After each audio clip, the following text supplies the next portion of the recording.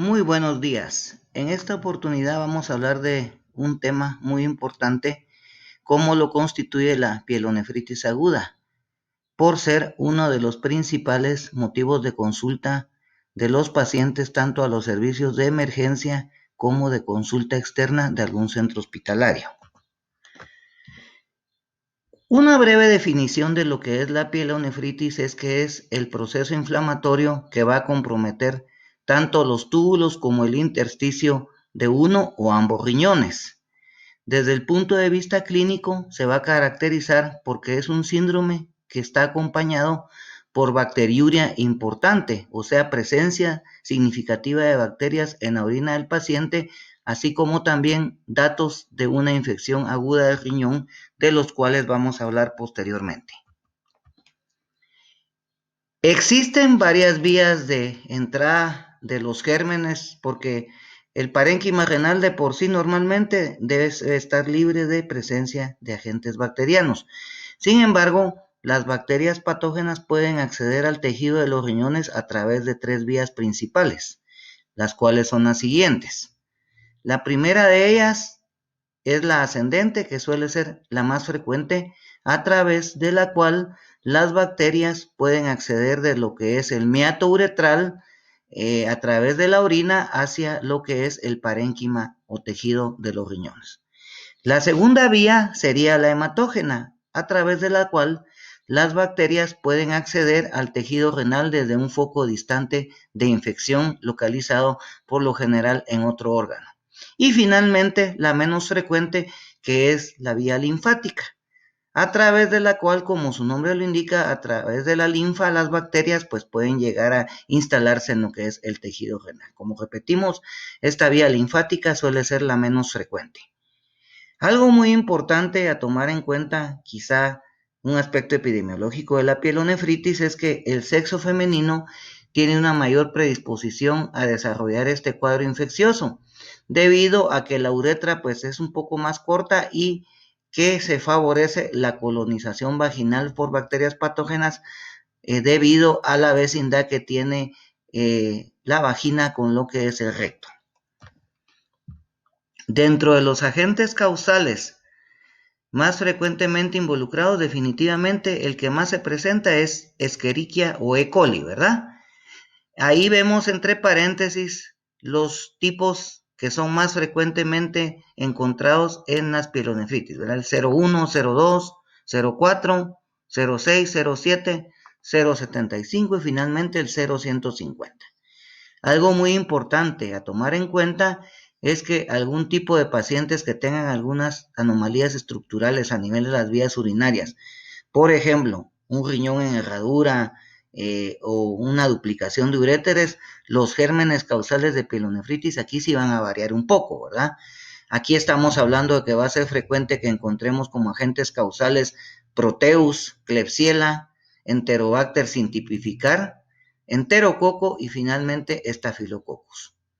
Cuando nos encontramos ante una pielonefritis de tipo nosocomial, o sea que el paciente la presenta después de 48 horas de ingresado a un hospital, igualmente acá los agentes causales varían, ¿verdad?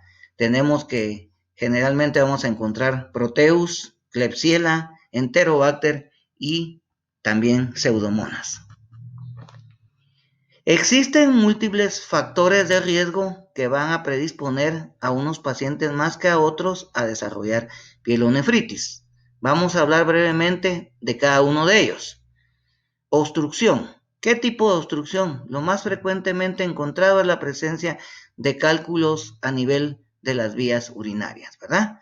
El reflujo vesicureteral, que es una anomalía que va a permitir que la orina que normalmente se produce en los riñones y desciende por los uréteres hacia la vejiga urinaria para ser eliminada al exterior, entonces en el paciente con reflujo vesicureteral, la orina va a poder regresar de lo que es la vejiga a través de los uréteres al parénquima de los riñones. Lógicamente ya con bacterias que pueden ocasionar problemas al paciente. La instrumentación, como por ejemplo la colocación de una sonda Foley o la realización de una cistoscopía. El embarazo también es un factor que pone en riesgo a las pacientes a desarrollar pielonefritis. la diabetes mellitus, que se ve relacionada muchas veces con una forma bastante agresiva de pielonefritis, como lo es la pielonefritis enfisematosa, de la cual vamos a hablar un poco más adelante. Y finalmente, obviamente, la inmunodeficiencia, ¿verdad? Todo paciente que tenga inmunodeficiencia por cualquier situación de la que se trate, ya sea por tener cáncer, por ser desnutrido severo, por tener SIDA, por ejemplo, va a estar mayormente predispuesto a padecer de procesos infecciosos y entre ellos podríamos encontrar la pielonefritis. Ahora bien, ¿cuál es el cuadro clínico? ¿Cuáles son los síntomas que por lo general nos van a referir los pacientes? Básicamente son los siguientes: dolor en uno o en ambos flancos, fiebre, que a veces suele ser bastante alta, sensación de malestar general, a veces también debilidad, presencia de síntomas urinarios bajos como por ejemplo dolor o ardor al miccionar. Algo muy importante a tener en cuenta es que en los ancianos el cuadro de pielonefritis puede ser completamente asintomática. ¿Por qué?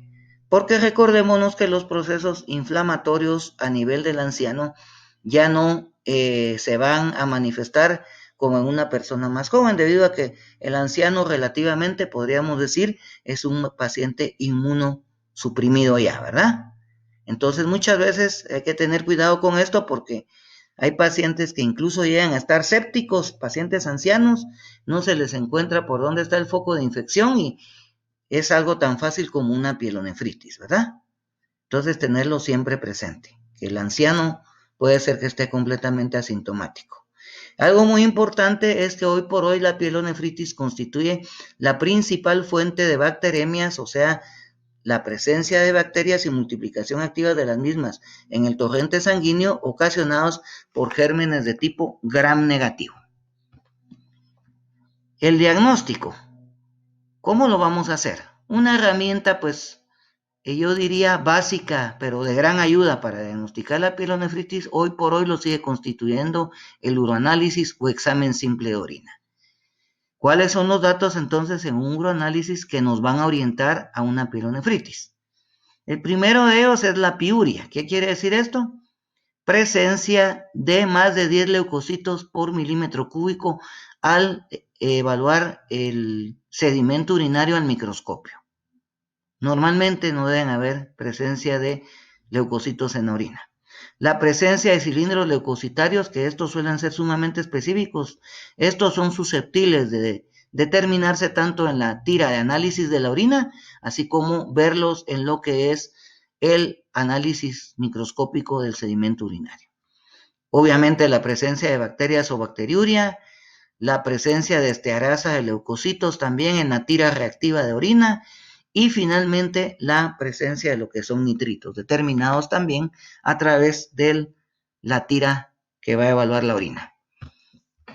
Sin embargo, el método confirmatorio, ¿cómo vamos a aislar nosotros que es tal germen el que ocasiona la pielonefritis? Va a ser a través de un urocultivo. Por eso es que acá en esta diapositiva observamos que dice que el urocultivo es el método diagnóstico definitivo para pielonefritis.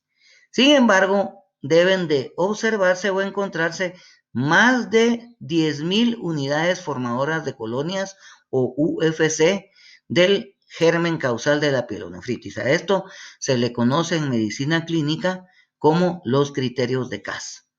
Algo muy importante a tener en cuenta es que en los varones o sexo masculino, más de 100 unidades formadoras de colonias ya pueden indicar infección, pero lógicamente en casos especiales, por ejemplo, que la orina haya sido obtenida a través de una punción suprapúbica.